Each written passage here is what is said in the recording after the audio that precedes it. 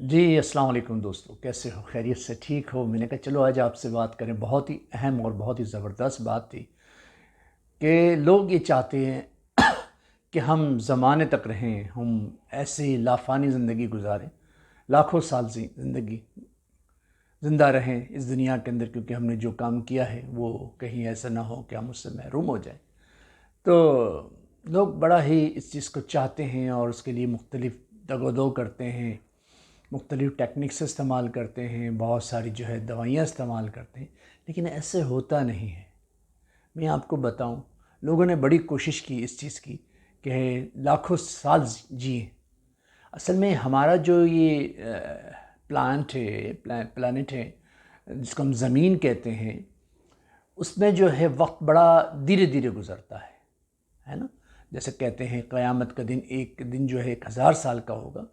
तो जब कब्र में लोग जाते हैं वहाँ पे दिन बड़े तेज़ी से गुज़रते हैं, और मुख्तलिफ़ सैयारे जैसे मरीख़ है, मुश्तरी है, बहुत सारे जगह हैं जहाँ पे दिन की जो कसाफ़त है वो बहुत ही तेज़ गुज़रती है, और बहुत ही तेज़ी से। यानी कि आप देखें तो मरीख़ पे जो है वो रमज़ान आता है और फिर 6 महीने के बाद फिर रमज़ान आता है। इतनी तेज़ी से वहाँ वक्त गुज़रता है, तो कोई 10-12 घंटे का दिन होता है ना। तो वहाँ तो ये चीज़ चल सकती है, लेकिन हमारे यहाँ जो पृथ्वी है, जिसको हम ज़मीन कहते हैं, वहाँ पे जो है वो बहुत ही टाइम के बाद एक दिन गुज़रता है, 24 घंटे का एक दिन होता है। और उस हिसाब से हमारी जो लाइफ है वो बहुत ही तवील है, लेकिन हमें वो भी कम लगती है, क्योंकि हमने इतना जो है वो अचीवमेंट्स करने के लिए तगदो की हुई है, और चीज़ें इस दुनिया के अंदर हमने बना ली हैं कि जाने का दिल नहीं करता। लेकिन ऐसा है नहीं, क्योंकि हमारे सेल्स कमज़ोर हो जाते हैं, जो बॉडी के अंदर जो सेल्स होते हैं वो कमज़ोर हो जाते हैं। और फिर जब वो चीज़ें हमें मैसर होती हैं, जो अचीवमेंट्स हमें मिल जाती हैं, तो वो हम उस तरह इस्तेमाल नहीं कर सकते जो एक यंग और एक जो है बेहतरीन ज़िंदगी जो हम गुजार रहे होते हैं उसमें मिल जाती है। तो इसका थोड़ा सा हम जो है ख़ुलासा यही है कि जो ज़िंदगी हमें मिली है 60-70 साल की, 100 साल की, और जो लाइफ हम गुजार रहे होते हैं और जो चीज़ हाल हम गुज़र रहा होता है हमारे से, वो वाकई हमारे लिए बहुत ही ज़बरदस्त होता है। हम ज़्यादा तमन्ना ना करें, क्योंकि हमारे अंदर वो चीज़ कसाफत होती नहीं है कि हम उन चीज़ों को हासिल करने के बाद उस तरह इंजॉय करके गुजार सकें। और यकीन करें कि अगर हम इतना लंबा अरसा जिएंगे, ठीक है ना, तो दुनिया के अंदर बूढ़े ही बूढ़े नज़र आएंगे, क्योंकि आबादी स्टार्ट जो है, जो बच्चे पैदा हो रहे हैं, वो पैदा होने की हमारे अंदर वो कुव्वत नहीं होगी। उम्र तो हो जाएगी, उम्र जो है हमें मिल जाएगी, लंबी उम्र मिल जाएगी, लेकिन बच्चे नहीं आ रहे होंगे, जवान नहीं होंगे, बूढ़े ही बूढ़े होंगे और लंबी उम्र हो जाएगी। तो एक बैलेंस जो है ना वो हमारा ख़राब हो जाएगा, जिसकी वजह से हम परेशान हो जाएंगे। ठीक है ना। बूढ़े आदमी क्या कर सकते हैं? न ज़्यादा वज़न उठा सकते हैं, न ज़्यादा खा सकते हैं, न ज़्यादा पी सकते हैं, है ना।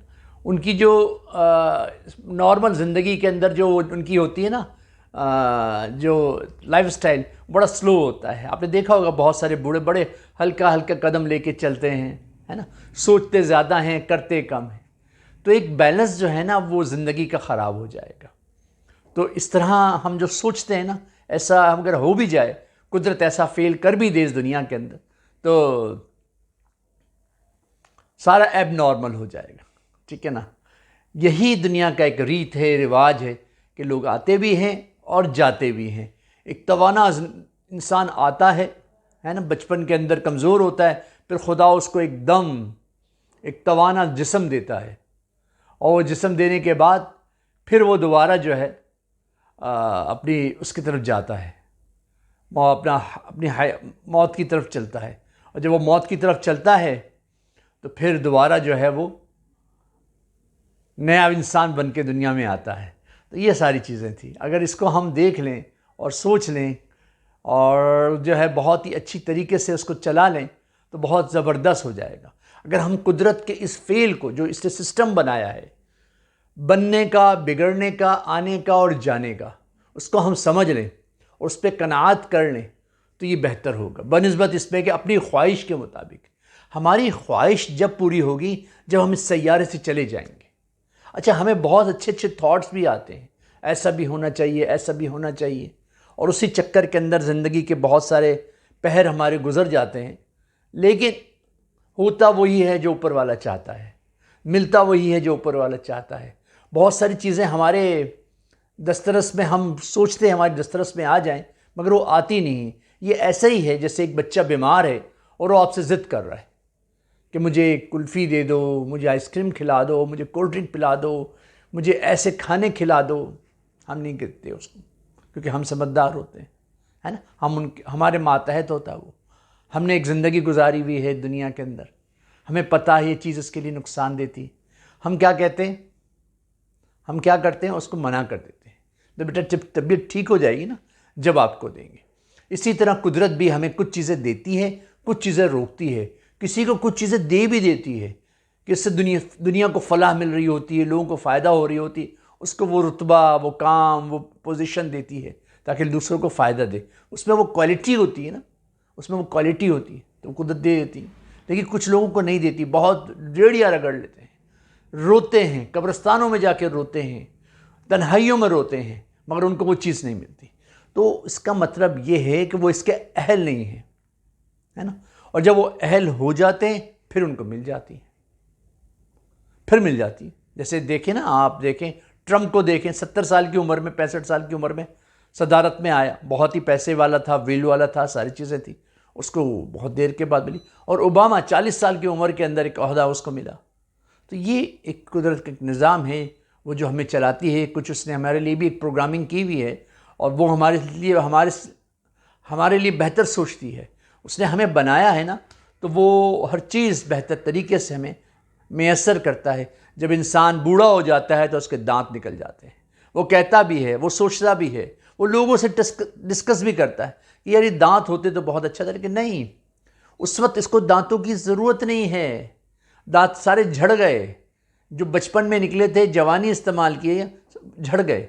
क्योंकि अंदर का सिस्टम इतना कमज़ोर हो गया है और इतना माजूर हो गया है और इतना नर्वे वो हो गया, सेंसिटिव हो गया है कि अगर उसको ये दांत जो उसके गिर जाते हैं 70-80 साल की उम्र के बाद, उसको दिया जाए और वो अपने दिमाग की सोच पर कहे कि मैंने ये खाया था, ये पिया था, ये किया था, तो फिर क्या होगा?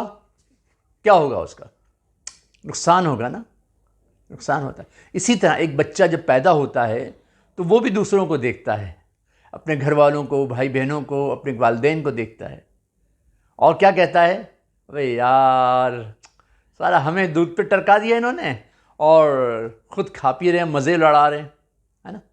लेकिन उस वक्त उसको ज़रूरत नहीं है ना। हल्का हल्का उसके जो है ना दांत में जो जहाँ पेस्टिंग होती है, जिसको हम जबड़ा कहते हैं, वो सख्त कर देते हैं, बस उसी से वो दूध को सक कर रहा होता है। और उस दूध के अंदर हर चीज़ होती है। वहाँ का दूध जो है 2-2.25 साल जो पीता है, उसके अंदर उसको हर चीज़ वो मैसर होती है जो एक खाने के बाद एक इंसान को होती है। उस दूध से उसकी पॉटी भी बनती है, उसका यूरिन भी बनता है। तो कहने का मकसद ये है कि कुदरत ने जो डिज़ाइन हमारे लिए की है ना, उस पर हम शुक्र करें, और जब तक उसने ज़िंदगी रखी है तब तक रहें। ऐसा ना हो कि बज़िद हो जाएं और इन चीज़ों में लग जाएं और आबे हयात ढूंढ रहे हों और ऐसी जगहों पे जा रहे हों, कैसे तावीज़ करवा रहे हों, ऐसे अमल पढ़वा रहे हों, ऐसे अमल ख़ुद भी पढ़ रहे हों कि जी किसी तरीके से ये लाइफ हमारी बड़ी हो जाए। ऐसा होगा नहीं। क्रोमोज़ोम जो हमारा बनता है, तो ये क्रोमोज़ोम्स जो हैं वो हमारे कमज़ोर हो जाते हैं। जब वो इंसान की एज बड़ी होती है ना, तो वो कमज़ोर हो जाते हैं, नए बनने वाले कम होते हैं, और जो डेड हो जाते हैं वो डिस्ट्रॉय हो जाते हैं। तो इसलिए कुदरत ने एक सिस्टम रखा है, तो उसको ज़रा हम जो है ये कहें कि जी यही सही है ना। अब हमने क्या किया, हम तहकीक कर रहे हैं, AI लेकर आए हैं, नए इंसान बना रहे हैं, जिसकी हयात भी, जिसकी मौत नहीं है, हयात ही हयात है। अब देखिएगा आने वाले वक्तों में अगर हम तो ज़िंदा हुए और AI के जो इंसान बन रहे हैं, ठीक है ना, और रोबोट्स जो बन रहे हैं, और AI से जो तखल्लुयाती ज़िंदगी जो बन रही है और दुनिया में जो तूफ़ान बदतमीज़ी पैदा होगी और बैलेंस टूटेगा, इससे कितना नुकसान होता है। आप देखिएगा ये मशीन जो है हम पर हावी हो जाएगी, क्योंकि इसकी मौत तो है नहीं, इसको तो इंसान ने बनाया है ना। एक तखल्लुयाती जो है एक ज़िंदगी है, ठीक है ना, एक ऐसी ज़िंदगी, एक ऐसी मशीन, ऐसी चीज़ें, ऐसी AI रोबोट्स जो हमारे ऊपर सवार हो जाएंगे, जो हमें जीने नहीं देंगे, क्योंकि वो खुद ब खुद अपग्रेड हो रहे हैं ना, ये खुद ब खुद अपग्रेड हो रहे हैं। मौत इनकी है नहीं, सही है ना। और फिर अल्लाह ना करे अगर वो हम पे हावी हो गए और वो हमें चलाने लगे, फिर क्या होगा। इसी तरह मुख्तलिफ़ जगहों पे हमने सुना है कि लोग दिमाग के अंदर चिपें लगा रहे हैं, डिटेक्ट कर रहे हैं अपनी बीमारियों का जिस्म के अंदर, लेकिन तजुर्बे बहुत होते हैं और फिर चलते चलते वो मर जाते हैं। मौत तो है ना, मौत को नहीं रुक सकते।